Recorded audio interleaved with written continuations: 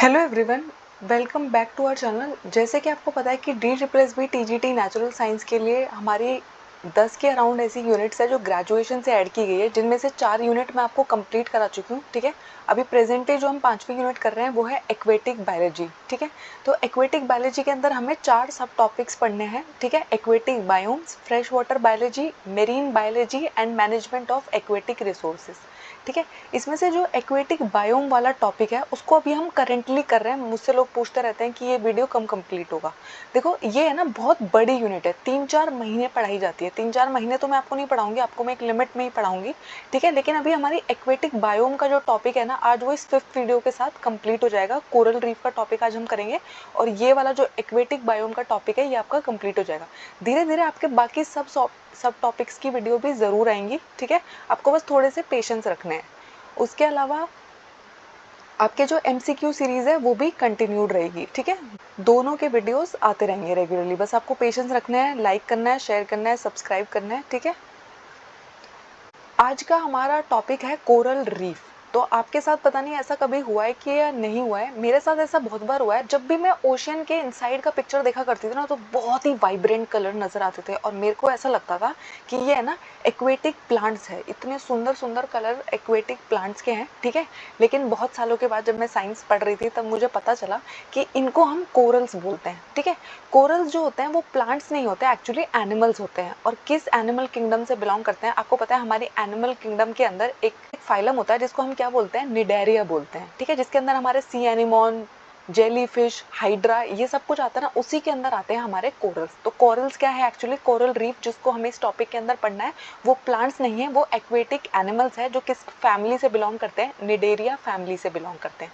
ठीक है, coral reef जो होता है वो अंडर वाटर बहुत बड़ा इकोसिस्टम है और बहुत ही प्रोडक्टिव इकोसिस्टम है। ठीक है, तो ये बनता कैसे है? कोरल्स की हेल्प से बनाता है।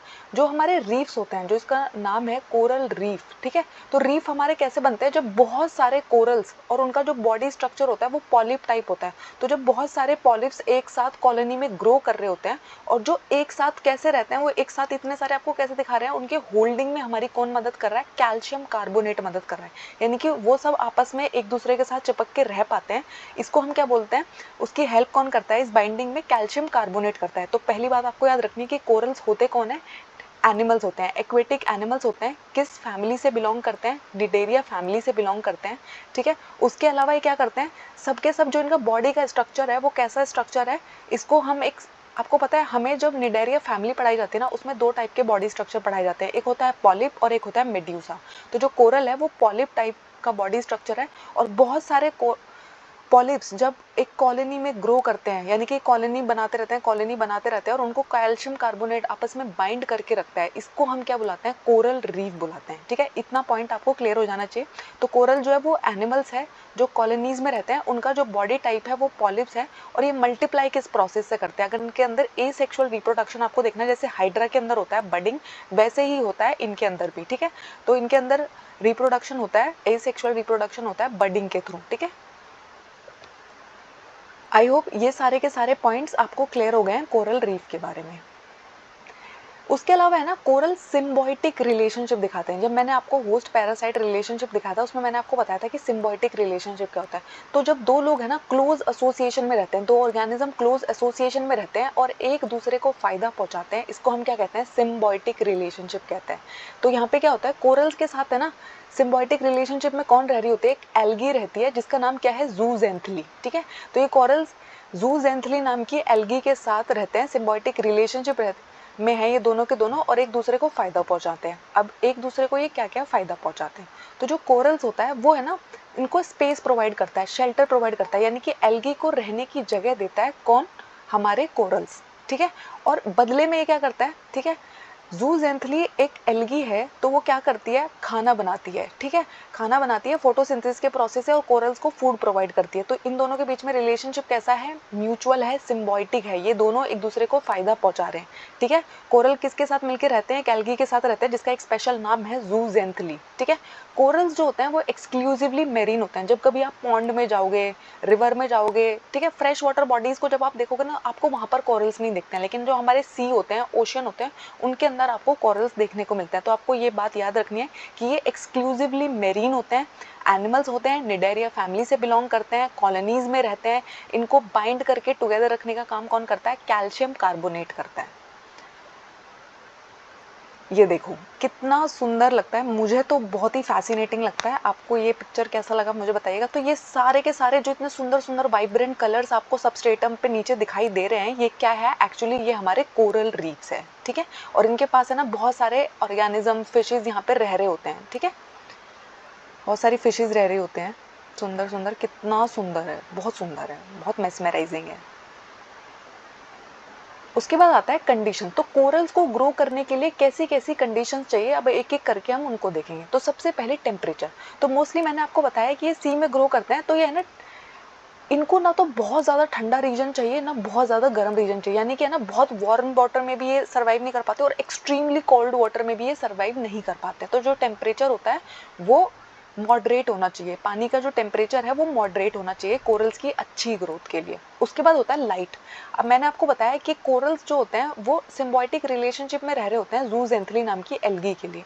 अब वो एल्गी खाना बनाएगी फोटोसिंथेसिस की प्रेजेंस में, ठीक है। तो लाइट का पेनिट्रेशन बहुत ज़रूरी है जहाँ पे हमारे कोरल्स रह रहे हैं, क्योंकि अगर एल्गी नहीं होगी तो फूड नहीं बन पाएगा, फूड नहीं बन पाएगा तो कोरल्स खाएंगे क्या, ठीक है। तो लाइट बहुत इंपॉर्टेंट है। तो लाइट इनको चाहिए होती है फोटोसिंथेसिस करने के लिए, जो क्योंकि ये किसके साथ सिम्बायोटिक रिलेशनशिप में है? एल्गी के साथ। जूजेंथली नाम की एल्गी है, वो फोटोसिंथेसिस करेगी, तो लाइट का पेनिट्रेशन भी ज़रूर चाहिए कोरल की अच्छी ग्रोथ के लिए। उसके बाद आता है टर्बिडिटी। तो अगर है ना बहुत ज़्यादा टर्बिड हो जाएगा वाटर, ठीक है, उसमें बहुत ज़्यादा सेडिमेंट्स होंगे, ठीक है, तो लाइट अच्छे से पेनिट्रेट नहीं कर पाएगी, लाइट पेनिट्रेट नहीं कर पाएगी तो एल्गी खाना नहीं बना पाएगा। तो बहुत ज़्यादा टर्बिडिटी जो होती है वो कोरल्स की ग्रोथ के लिए ना बहुत अच्छी नहीं मानी जाती है, ठीक है। तो इनको टर्बिडिटी इतनी पसंद नहीं होती है। उसके बाद होता है पानी। अगर फ्रेश वाटर का फ्लक्स आ जाए, तो आपने पता है हमारे जो ओशियंस होते हैं उनके अंदर है ना फ्रेश वाटर बॉडीज आकर गिरती हैं, रिवर्स आकर गिरती है, जहाँ पे हमारी एस्चुरी बनती है जिसको हम नदी का मुहाना बोलते हैं। मैं ऑलरेडी आपको पढ़ा चुकी हूँ, हमारे 4 लेक्चर कंप्लीट हो चुके हैं एक्वेटिक बायोम्स टॉपिक के, ठीक है।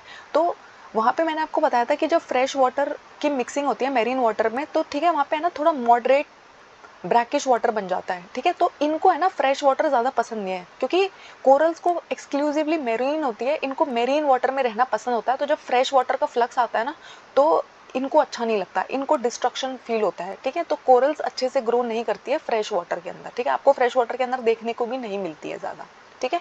उसके बाद है ना सैलिनिटी।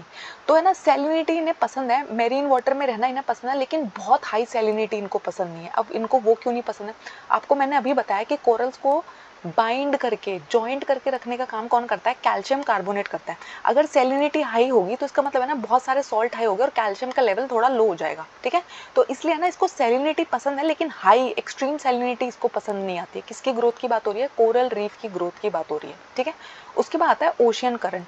तो ओशियन करंट जो होता है वो इनकी ग्रोथ में हेल्प करता है, इनको अच्छा लगता है ओशियन करंट।